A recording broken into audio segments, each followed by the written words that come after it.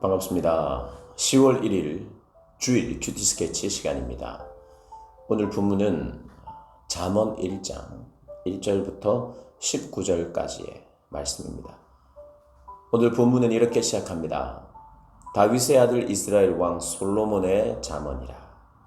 이는 지혜와 훈계를 알게 하며 명철의 말씀을 깨닫게 하며 지혜롭게 공의롭게 정의롭게 정직하게 행할 일에 대하여 훈계를 받게 하며 어리석은 자를 슬기롭게 하며 젊은 자에게 지식과 근신함을 주기 위한 것이니 지혜 있는 자는 듣고 학식이 더할 것이요 명철한 자는 지략을 얻을 것이라.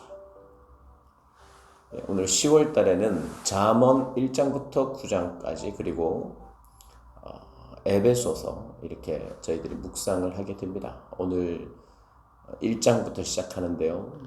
잠언도 우리가 익히 잘 알고 있는, 특별히 그 특징을 잘 알고 있는 성경입니다. 그 특징이 무엇인가?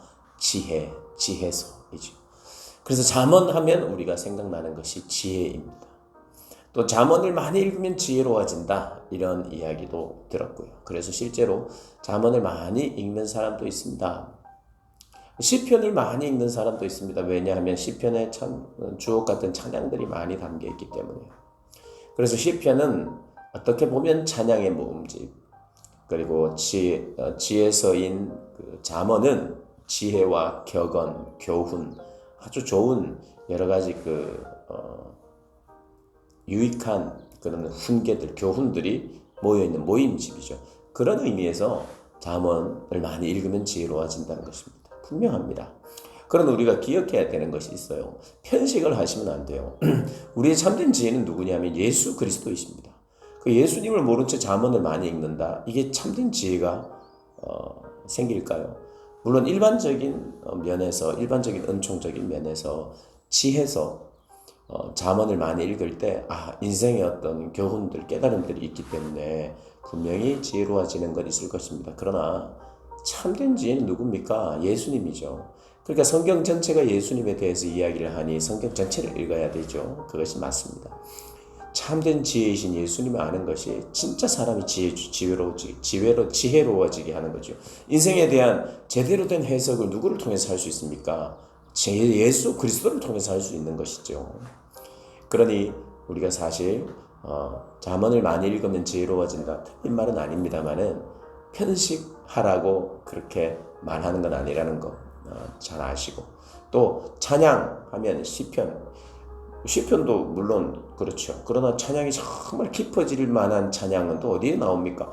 여러 다른 성경에서 내가 깊은 깨달음이 있을 때 깊은 찬양이 나오는 것이니까 다른 성경이 우리로 하여금 찬양하게 만드는 거예요. 그 찬양의 결과들이 모여 있는 것이다, 이렇게 생각하시면 되겠고요.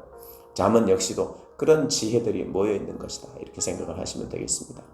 그래서 잠언에 많이 읽으면 지혜로워진다, 틀린 말은 아니지만 그러나 편식을 하라고 그렇게 하는 것이 아니에요. 정말 지혜로워지려면 잠언을 많이 읽어라, 이게 맞는 말이면서도 틀린 말입니다. 그러니 잠언만 많이 읽지 마시고, 진짜 공부 잘하려면 공부를 많이 해야, 책을 많이 읽어야죠.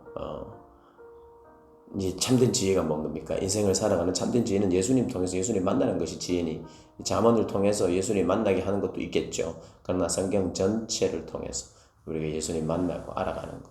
그리고 실제로 잠언도 그런 이야기를 합니다. 어떤 이야기요? 여호와를 경외하는 것이 지혜의 시작이라고, 지혜의 근본이다, 이렇게 이야기합니다. 여호와를 경외하는 것. 그러니까 우리가 이 성경을 읽으면서 그래, 내가 지혜로워져야지, 내가 그래 성경 말씀 이 잠언을 많이 읽어야지, 이런 지역적으로 출발해서는 안 되고, 참된 지혜가 어디 있느냐? 하나님을 두려워하는 것에 있다는 거예요. 하나님을 두려워하기 시작하는 것, 그게 지혜의 첫걸음이라는 거죠. 인생에 대한 여러 가지 지혜로운 견해들을 내가 많이 듣는다고 해서 지혜로운 것이 아니라, 지혜로워지지 않고, 지혜는 하나님을 두려워하고 경외하는 데서부터, 두려워함으로 섬기는 데서부터 출발한다는 거예요. 그래야 이 잠언의 내용들, 우리가 사실은 잠언은 읽는 것으로, 해석이 꼭 필요한 부분들을 해석하는 것도 중요하지만 읽는 그 자체로도 우리 여러분들이 큐티를 하시면서 한 절 한 절 꼼꼼히 읽어가면 그렇게 어려운 것은 없을 것입니다. 물론 어려운 것이 전혀 없는 것은 아니겠지만 이게 굉장히 스토리상 연결되는 그런 부분들이 많은 것도 아니고 이런 격언들 짧은 단락들로 이어지기 때문에 읽기가 어떤 면에서는 좀 쉬울 수도 있어요. 그러나 성경이 그렇게 쉽지만은 않죠. 그러나 어쨌든 읽는 것으로 여러분들이 읽는 것으로 그렇게 한 절 한 절 읽으시고 제가 오늘은 한 두 가지만 이야기하자면 첫 번째로는 잠언 편식이 아니라 성경 전체에 대한 묵상, 사랑이 참된 지혜를 오게 하고 우리의 지혜는 예수님이시라는 것. 그리고 잠언에서도 여호와를 경외하고 두렵고 떨리는 마음으로 섬기는 것이 지혜의 출발이다. 그거 꼭 기억하시고요. 그 다음에 이제 또 특징적인 것 또 하나는 뭐냐면 10절을 보면 내 아들아 하면서 이제 구체적인 이제 뭔가의 지침들을 이야기하는데 내 아들아 악한 자가 너를 깰지라도 따르지 마라. 하지 마라부터 먼저 이야기합니다. 그러니까 이 시대와 얼마나 다릅니까? 이 시대와. 이 시대는 언제부터인가 우리에게 그걸 강조했죠. 부정적인 이야기 좀 먼저 하지 말자.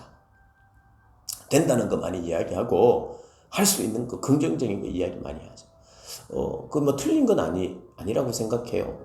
왜냐하면 결국에는 우리가 긍정적이 되어야만 일을 할 수 있으니까요. 그러나 안 해야 되는 것 이걸 간과하는 긍정은 이것은 위험한 것이죠. 그러니 성경은 어떤 면에서 물론 그 시대에는 굉장한 이 권위가 있었기 때문에 하지 마라 했을 때 그게 거부 반응이 좀 덜했을 거예요, 지금보다는. 근데 요즘 같은 탈권위적인 시대에 하지 마부터 하면 역시 권위자 싫어 이런 사람들이 많아지는 시대다 보니까 권위에 대한 안 좋은 추억들과 경험들이 또 있는 사람들이 있다 보니까 건강한 권위가 좀 상실되는 시대에 살고 있지 않는가. 그것은 권위자에게도 문제가 있었지만 시대적인 문제도 있고 이 시대적인 흐름을 타서 사단이 또 그런 걸 속이기도 하고. 근데 기억하셔야 돼요. 우리 시편 1편에도 그렇거든요. 먼저 복 있는 사람이 누구냐 하면서 안 하는 사람이 복 있는 사람이다. 그것이 뭡니까? 죄인의 꾀를 따르지 않는 사람. 죄인과 함께 하지 않는 사람. 오늘 이 지혜도 내 아들아 죄인과 함께 하지 마라 이러는 거예요. 그들을 따르지 마라 이 말입니다. 죄와 어리석음을 먼저 말합니다. 어리석어서는 안 된다. 죄의 유혹의 가운데 빠지면 안 된다. 악한 자가 너를 깰지라도 따르지 마라. 여러분 시편에서도 그렇게 하지 말 것을 먼저 이야기합니다. 그래서 우리가 알아야 돼요. 여호와를 두려워한다. 여러분 어떤 면에서는 두렵다는 정서는 하면 안 돼라고 하는 것이 다가와야 두렵지. 해도 돼 이렇게 우리에게 먼저 항상 다가오면 별로 두렵지 않아요. 근데 하면 절대로 안 되는 거. 그래서 성경은 그리고 하나님은 성경이 그렇게 이야기하고 있다면 하나님도 그런 분이라는 거예요.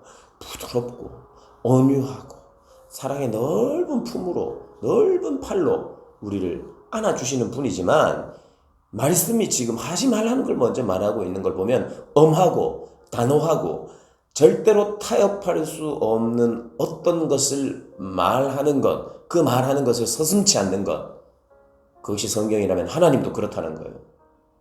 하나님은 우리에게 항상 내가 생각했을 때 좋은 분 아닙니다. 하나님 왜 좋으신 분이냐 하면 죄를 그냥 두고 볼 수 없는 분이기 때문에 좋은 분이에요. 죄를 용서하지만 그 용서가 그냥 얼렁뚱땅 용서는 아니에요. 철저하신 분이에요. 철저히 값을 지불해야 돼요. 그 지불된 값이 예수 그리스도이기 때문에 철저한 지불하신 그분을 바라보면서 우리는 정결해져야 되고 거룩해져야 되고 죄를 짓지 않아야 되는 거지. 죄에 대해서 관대하신 하나님이 아니에요. 속아서는 안 됩니다. 죄에 대해서 그분은 절대로 관대한 적이 없어요. 어제나 오늘이나 영원토록 변하지 않는 거예요. 그분의 관대함은 대가 지불 때문에 나오는 거예요. 그러니 우리가 성경을 볼 때 내가 두렵고 하나님을 경외한다는 것은 하지 말라고 말씀하시는 그 하나님 앞에 예 하나님 제가 하지 않겠습니다. 저는 당신을 섬기겠습니다. 하라라고 말하는 것에 대해서 내가 하기 싫은 것을 하라라고 말할 때도 있겠죠. 그러나 누리라 하라 이런 것은 우리의 기쁨이죠. 하는 것이 힘들 때에도 하겠습니다. 죄의 유혹 가운데 내가 넘어질 수 있잖아요. 우리가 이제 계속해서 이제 앞으로 이제 살펴보겠지만 잠언의 훌륭한 훈계는요. 이 땅을 어떻게 잘 민첩하게 빠르게 어떻게 잘 성공하느냐 이런 거 말하지 않습니다. 정말 어떻게 해야 관계들을 잘 맺어나가는 내가 손해보고 사랑해야 관계들을 잘 맺어간다는 이야기가 나오고요. 그리고 죄를 멀리하는 게 그 정말 성공하고 지혜로운 사람들의 특징이에요. 순결하고 거룩하고 죄를 멀리하도록 하는 거예요. 그게 지혜예요. 지혜. 이 땅을 살아가면서 이 세대와 구별되고 구별될수록 지혜로운 거예요. 이 세대와 타협하면서 살아가는 게 아니라. 그래서 하나님을 정말 두렵게 섬길 때, 경외함으로 섬길 때 그 사람이 지혜로워집니다. 참 지혜가 거기 안에 있어요.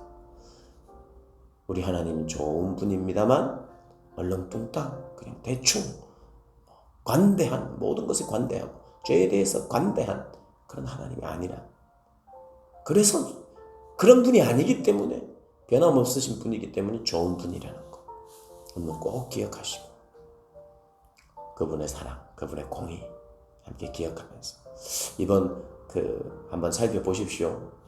성경의 지혜서인 잠언이 말하는 것.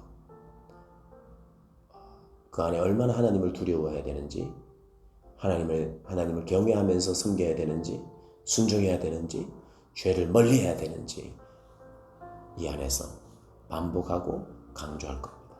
그 안에서 우리가 참 지혜를 누리시는 저와 여러분 되시기를 주님의 이름으로 축복합니다.